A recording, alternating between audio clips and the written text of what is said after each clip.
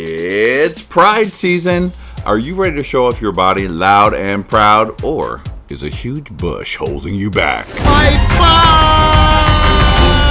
bush! Don't worry, sweetie. Our sponsors for today, Manscaped.com, want to help you make your pubes Pride Parade ready. Pride season is upon us, but my pubes are too ginormous. Prep for Pride with the brand new Lawnmower 4.0 and the Ultra Smooth package. Get 20% off plus free shipping with the code QUEEN at Manscaped.com. Go to Manscaped.com and use the code. When you're a hairy beast like me, sometimes people look at you and say, baby, let me shave your shoulders tonight. When it comes time to get your man areas in shape, well, honey, you don't want to use this. Ooh, you don't want to use this.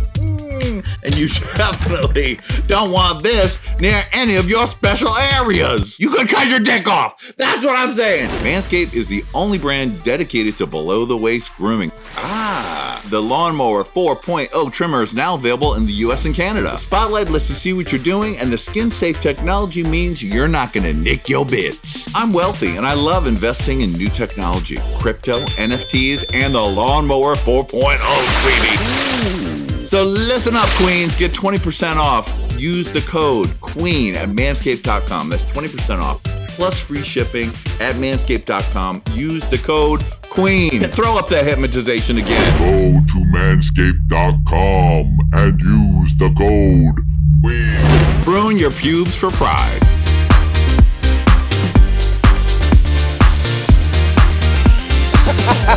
Now, a while back, I saw you in a great, stunning production of Women Behind Bars, Eureka. It was so good. There you are as the matron. Yes. Honey. You were so great in that role, and it was such an amazing cast. Tell me how you got involved in that. You know, honestly, oh God, it's so cool that you keep bringing these things up because, you know, some days and earlier today, yesterday mostly, I had one of those days where I was like very lonely and down on myself. But then you have to remember the opportunities that you get and that I've had. So like this is another reminder, like that production was so invigorating. I got to work with incredible people that I look up to, like Tracy Lords from the John Waters films, Mink Stoll. Yeah. I got to meet a lot of the John Waters people that work with him, like came to watch the show. I worked with Chi DeVane. Yeah. She was in it. Ginger Minge. Christopher Poppy. So many amazing, incredible artists. Wesley Woods was great. Tatiana Montero. Oh my gosh, all of them were incredible. The cast was just top notch. The set was incredible. Susie Kennedy, I became so close with her. Who am I missing? No, I said Chi Trust. Mink Stoll. Oh, Mink Stoll. No, I said Mink Stoll. Coco Peru. Right. I can't forget her, Miss Thing. She's outside the studio now, yelling mad at you like, hey. She might be. No, she was actually what a treat to work with because I worked so close with her because she was like, me and her had a lot of lines and sections together. She was like your number 2 in the prison. Yeah, she ends up like basically taking over. She takes my job in the show when they kill me. Which they enjoyed that. That was fun. But no, Coco was such a treat, and she taught me so much, actually. She really gave me a lot of really cute pointers that really helped me as an actor, to be honest. There were moments where I was struggling in rehearsal where she just pulled me to the side, and she was just like, okay, how do you see this character? Who's someone that you can relate it to? Okay, how would that character respond here? And I'm like, oh, wow. You know, and it really changed like my perception to it because there was such a huge, especially with Divine fans, there was such a huge weight on my shoulders to do it justice because this was a role that Divine played in New York for so many years. And the Divine estate came out to see the show. And so it was a lot of weight. And I was That's a lot of pressure, sweetie. A lot of pressure. Divine estate, no joke. It was incredible though to meet them, but it was also important for me to do it differently than her. And make it my own with still staying a little true to Divine. And I feel like I did that. So I was really proud of that. You know what I mean? Yeah, that was what was fun. You did a great job. What was the rehearsal process for that like? Oh my God, the rehearsal was like, we only rehearsed for 2 weeks. Wow. It was crazy quick because he had to fly in like Susie Kennedy and Tatiana, and a lot of the artists were flown in. And then there was also Ginger, Chi-Chi, I think Coco Peru's local. She is, yeah. So me, Coco, and Tracy Lords were the only locals.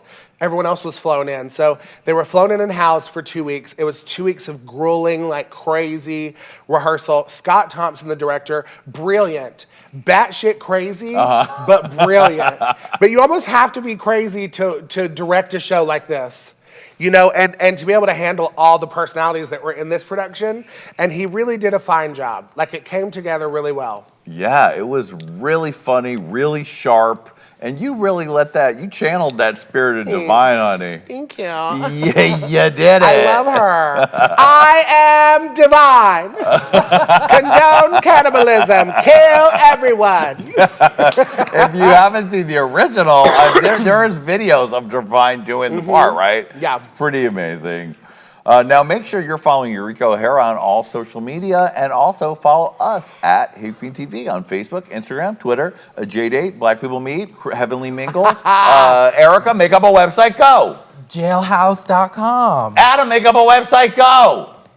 BigPinkDress.com. Myhouse.com. Yeah. Thank you, Eureka. All right, well, let's get into it. Get into it. Get into it. I want to take your experience filming We're Here and look at it under a microscope. Okay. Because there were so many incredible parts to the show. Production values, the stories of the people, interacting with the cast, the whole thing. Now, how did you first hear about the show, and how did they approach you? Yeah, that's a really good question. Stephen Warren and Johnny Ingram are the creators of We're Here. They're two incredible people. They've worked in the industry for quite a long time. Johnny has done a lot of advertising. He's done mostly scripted work. Stephen is an entertainment lawyer, works with like Charlize Theron, Leonardo DiCaprio, Molly Shannon, several, just to name a couple. I mean, these are really strong-footed gentlemen in the industry. And a friend of mine actually messaged me and was like, hey, these guys have a show idea and they want to meet you for lunch. Can I give them your number? And I was like, well, of course, you know, desperate and thirsty. No, kidding-ish. Kidding-esque. No, but I met with them and they were like, I got a call from Stephen first and he was like, where do you want to eat? And I was like, honestly, my favorite place to eat in West Hollywood was Tender Greens at the time. Yes, it's delicious. And he was like, no, we're not going to Tender Greens. So they took me to the Roosevelt Hotel to have dinner on the rooftop. Yeah, they were really trying to be fancy, mama. So on my way in, random side story, is I ran into Zachary Quinto, and I worked with him with Them magazine and put him in drag, so he's my drag daughter, no offense. Wow. So I ran into him on the way in. He knew who Stephen and them were. I had the meeting with Stephen and Johnny. The ideas for the show, first of all, was incredible. Just like the idea of going to small towns, giving back to queer culture, expressing those stories. Basically, everything the show is, they told me that's what it was going to be in our meeting, right? Which is something I always praise them on. Because he also said, we're going to get HBO to do it. Y'all are going to have, we're going to have some surprises for you. We've got some vehicle surprises. You're going to have your own wardrobe team, your own makeup team, whatever you need, Eureka. And they were asking me who I suggested to co-host. They wanted 3 girls. They always wanted 3 girls. That was their image for the show. The color scheme, everything that literally is the show now is what they showed me at the meeting. Wow. So yeah, they were all business, no play, but they were still so fun and light. And I just couldn't say no, really, to the idea of what the show was, coming from a small town. But then also on my way home, I get a phone call from Zachary Quinto. And he was like, hey, what were you doing meeting with Stephen Warren and Johnny? And I was like, oh, they're meeting me about a show idea. And he was like, girl, do it. He was like, if they are meeting you to do something, they mean business. They don't play around. They follow through. Do it. And I called him back after I got off the phone with him. I was just like, I'll do it. And that's kind of where it started. So that is awesome. Yeah. And also, I'm sure there's a lot of people wanting meetings with you who promise the world, and it doesn't always turn into an HBO show. Honestly, the funniest thing you say that statement, because we had a meeting at Stephen's house, up in the hills. They invited me, Bob and Shangela, Nina, whom is she's the vice president of non-scripted at HBO, also IPC, the president of the production company that's doing the show, met with us there too. And me and Bob shared an Uber back down to West Hollywood. And I just remember Bob, me and him talking about it and being like, it's great to have these meetings, but how many times have we met with people and it not worked out? And that was literally a conversation we had. And then I remember us being on set in Gettysburg, Pennsylvania. Yeah. And me and Bob were in a car together in the van on the way to set. And we were just like, well, so much for that. Yeah. That Uber ride, bitch, we out here doing it. So that's kind of a really cool moment. Now, did you know, at what point in the process did you know it was going to be Bob and Shangela with you? Honestly, the second meeting that I had with them, the first luncheon that I had, they asked me, they gave me some ideas of who they were thinking about. And the two that really stuck with me even was Bob and Shangela. Just based on the show itself, I know that they're both from smaller towns. They both have such great qualities for a show like this. Bob being just so intelligent when it comes to politics and social justice and political correctness and just how to act, right? Yeah. He's so intelligent in that facet. And then you also have Shangela, whom is a stranger to no one. She's such a people person, such a business lady, and really a great spirit. And I was just like, honestly, they were the two that stuck out the most. To me personally too, when the boys were giving me the list of people they were deciding on, and they just kind of stuck with it. So it was like, they kind of knew it was going to be us three from the get, it seemed like, and it just seemed to work out really well, actually. So the show starts filming, you get on the set your first day, do they drive those cars up to you and go, gag on it, bitch? The vehicles are the best! Yes. Oh my God, no, I'll never forget because the first episode, our safe space is what we call it, or camp, actually. We also call it camp. I think we have some photos of the vehicles. Let's take a look. Ooh, let's see. Oh, Yes! that's your elephant-shaped car. So tell me about that day. Oh my God, okay, well, they came and got us from the hotel, the three of us, and they were like hiding us around the corner, and they were like, we have a huge surprise for you three, but we don't want you to see it yet. And they were just like placing them in this field with all these decorations. Wow. And next thing you know, they pull us around and they were like, close your eyes. And like they made it this whole like reveal. And I'm not gonna lie, I'm a crier. So I get emotional when things are beautiful, especially like such an homage as this. So I cried. Shangela was like, work! And Bob was like, work. Now, what was the preparation like? You said you each had your own wardrobe person, costume designer. How much time did you get outside of being on set to have them get that ready? Yeah, it's a great question. Honestly, we take about 8 to 10 days to film an episode, and we do everything on site. Oh, wow. So we meet with the daughters, we come up with the ideas. The designers have usually a ballroom or of sorts in the hotel where they all have like setups. They've brought sewing machines and sergers and hot glue machines and everything. And they work on everything on site. It's crazy. They do fittings with our children. Our makeup artists meet with them. We decide and make a plan what our performances are going to be and what it's going to entail. And the team just does it. It's so crazy. Amazing. We get a couple days with the kids probably before we really decide the performance. But honestly, most of the design work as far as like consulting and who comes up with the ideas is me, Bob, and Shangela, and our teams. Like, we are consulting producers on the show as well. Wow. Because of that. Yeah. So a lot of it is our decision, which is also really cool. Because the producers and the director and everyone, they really trust our insight. They take a lot of advice from us. So like me, Bob, and Shangela have also had huge hands in creating the show too. And I think that's what makes it so like true to us and our community, right? Because we have such a say-so in how it works. So it's a little more authentic.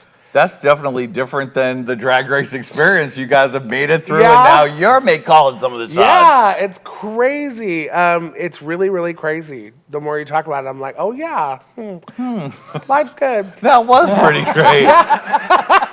Oh, yeah. So your first episode was in Gettysburg, Pennsylvania. Now, did you have an idea of what you were getting into at that point? Oh my goodness, Gettysburg was definitely the test run, you know, so it was the pilot episode. So we filmed so much that never made the cut. We really experienced a lot. Like me, Bob and Shangela went to like some of the battle reenactments.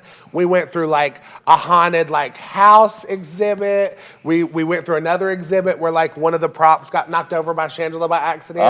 And like one of those like, what years would that be? Like the Civil War? Civil War, what year is that? The 1800s. Okay, 1800s. Thank you. See, I would have been like, the 1930s, bitch. All of it's been just a little while. I know, right? So like some of these, like, there was like, I remember one story specifically. We were touring this house and the ladies wore like custom clothes that were modeled from the 1800s then. All the furniture, the quilting machine was there. Oh, wow. From the 1800s. And Shangela was like, can I just cross the line for a second? Because they had like ropes, you know, to section off certain things. And that was one of them. And as soon as she crossed the line, she knocked half the machine off the holder. And she's like freaking out. And we're all like, Bob, of course, is like drilling the nail in a little harder. He's like, look at what Shangela did, everybody. But it was such a cute moment too, though. You know, we have a lot of fun, you know, but we do a lot. Now, you guys are kind of walking into like Confederate flags, Trump hats, and you sort of invade the town in the cars in full drag. Were there any scary moments? There were some where maybe it was a little nerve-wracking, but the thing is like, me, Bob, and Shangela, we do this for a living. We've been in small towns doing drag. So for us, I don't think that we were shocked when we did get negative feedback or people that weren't, you know, the nicest or calling us names from their car. Right. You know, so I think we were a little bit more ready. It was so funny, though, to see how, like, the crew, you know, and we also, like, have, like, a 30-person crew walking around with us at any given time. So, like, we also have, like, all these heteronormative males and the diversity of our crew, like, following us around, like, protecting us pretty much. So we're not that afraid at the end of the day. But there are moments where people show their true colors, you know, and it just reminds us why we're there. Hello, children. Click here. Click here. And subscribe.